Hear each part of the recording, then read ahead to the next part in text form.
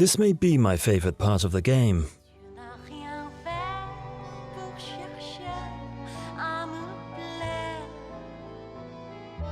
Playing Lies of P is like climbing a mountain, with angry goats lurking behind every rock, nook and cranny. The goats get angrier the higher you climb, while the paths get steeper and the bridges weaker. Every now and then you come across a giant goat blocking your path. This one introduces himself in dramatic fashion, but you're not really paying attention. You're too busy preparing your big bag of rocks. The goat charges. You keep your distance and throw a few rocks their way.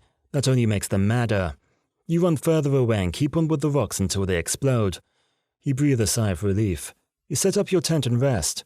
You look forward to the next section of the climb. If not for the goats, then at least for the scenery.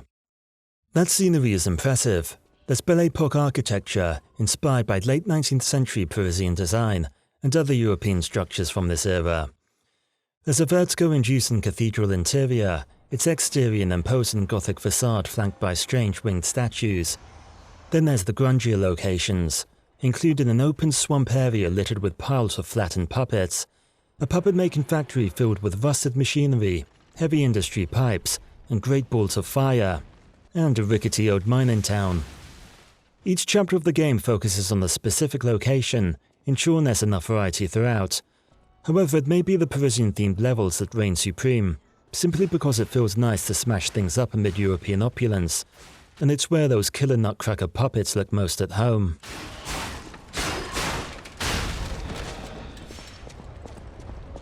That contrast is, after all, what gives this game style, and sets it apart from the rest of the pack. The juxtaposition of deadly clockwork automatons with the delicate fancy finery of Belle Epoque Europe, and all this infused with a dark Gothic flavour and strong hints of alchemy. As discussed in a previous video, this is epitomised in Alchemist Bridge, a literal fusion of European architecture with alchemical symbology. In my opinion, the game loses some of that style in the more archaic environments. The barblet signs of the theatre district, the golden statues of the opera house, and the Art Nouveau banners of the Grand Exhibition make up the main attractions. All levels are afflicted with copycat-itis to some degree, but it is easier to overlook with the fancier landscapes, where the textures are lusher and the colours richer.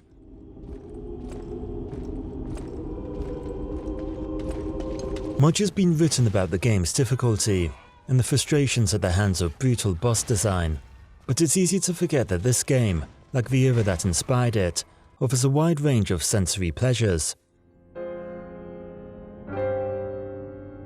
Smashing puppets is plain fun, especially when you finish off a bulky enemy with a special move, and their massive frame explodes, each limb blown out of their socket.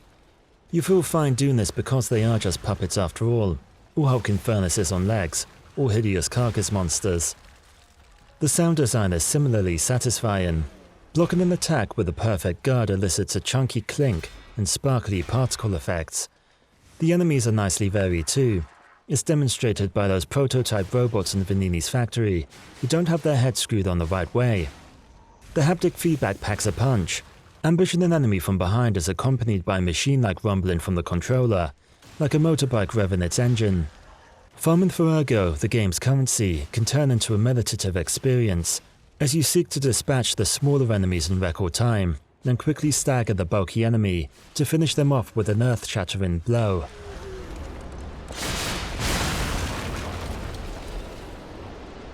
Then there's the collectibles. Weapons and armor are secured in chests that crack open with a spark, while side quests reward the player with soulful jazz records, decorated with Art Nouveau-style labels. Listening to records boosts your character's humanity, as does responding to character dialogue in a humane manner. Really? What a relief! In this version of Pinocchio, line is rewarded. It's quite easy to tell which is the better dialogue option, because usually when you're not telling a white lie, you're just being downright cruel. Returning to Hotel Krat, the game's hub, offers a chance to unwind, listen to a jazz record or two, and converse with its inhabitants. Each character has its own story that can be fully explored by completing side quests. These are relaxed, simple distractions, a much-needed diversion after toughing out an end-of-chapter boss. There are cryptic vessels to be found which require a puzzling mind, nothing too taxing, mostly a pleasant distraction.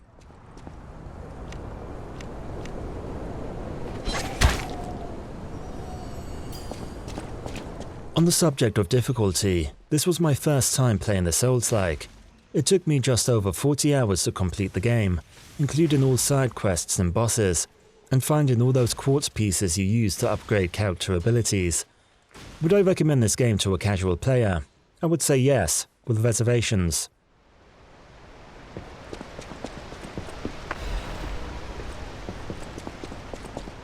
To relay one's frustrations, I would recommend doing some research beforehand to understand how the game systems work, as these aren't all that well explained within the game.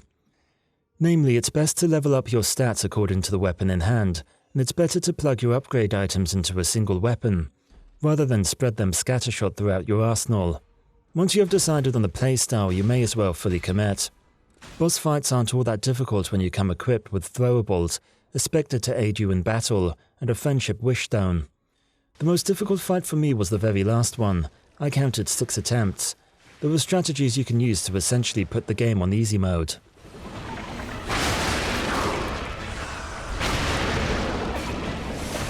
Still, even with all this in mind, this is a relentlessly brutal game. The YouTube comment section can attest to that. There were people who felt physically and mentally broken by this game. Others who said they couldn't wait to finish it just so they would never have to see it again. By the end of the final chapter, I did start to question whether I was actually enjoying the game.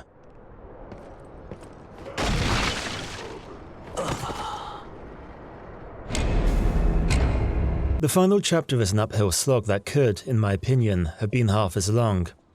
To me, it felt more a test of patience than skill. You meet the same rapier-wielding enemy, walk the same thin rafter flanked by the same annoying gunman, meet the same disruption-dealing devil dog. In later levels, you are constantly blighted by status effects, such as decay and disruption. For the less skilled player, this just means waiting a long time for status bar to go down before setting on the next group of enemies. This not only disrupts the flow of gameplay, but also discourages a forward style of combat. I found myself constantly running away from enemies to a safe spot, before attacking them from behind like some yellow-bellied coward, just so I could reach the next area relatively unharmed. An effective strategy, just not all that fun. One could argue that the final chapter is in keeping with the crucible-like nature of a Soulslike, a definitive test of might for only the most worthy of heroes.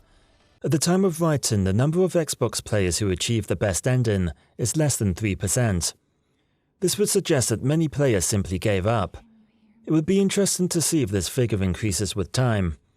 After all, this is not a game to be completed in a few sit-ins, especially if you're a newcomer. I found myself enjoying the game most in short bursts, gradually mapping out one area after the next, as if piecing together a giant puzzle. Taking on the final chapter in one marathon sit-in, I would not recommend. I trust you. Let's keep going. Boss fights kick your heart into your mouth. Even the smaller bosses are capable of inspiring abject dread. Kudos to the designers who make every fresh encounter feel truly hair-raising. The game uses jump scares to hurl enemies into the player's path. This sometimes feels a cheap trick, but it also allows new mini-bosses to introduce themselves with great panache. Puppets move with a jittery awkwardness that makes their attacks difficult to predict, adding to the tension. Similarly, mutant enemies throw in an extra swipe after their combo has seemingly ended.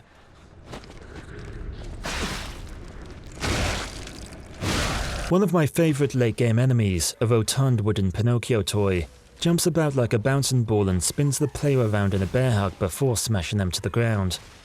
The pain of being on the receiving end of such attacks is blunted when the animations are so gleeful. End-of-chapter bosses are preceded by brilliantly creepy cutscenes, shot through with cinematic flair. Watching the King of Puppets whirl his accordion-like arms around the Opera House floor is a delight, even if you are getting smashed in the face by them. For a game with such a silly-sounding premise, it boasts a surprisingly serious story. This is a grim dark fantasy, which calls to mind Game of Thrones not just in its choice of names, but also its penchant for killing off main characters. Genius inventor Vanini is a dashing Italian dandy who provides some much-needed comic relief. We still don't know if the frenzy arose by the King of Puppets, or if someone else is pulling the strings. No pun intended. But as you learn more about his backstory, you realize that even this seemingly happy soul is burdened by a deep-seated tragedy. You uncover character backstories by completing side quests.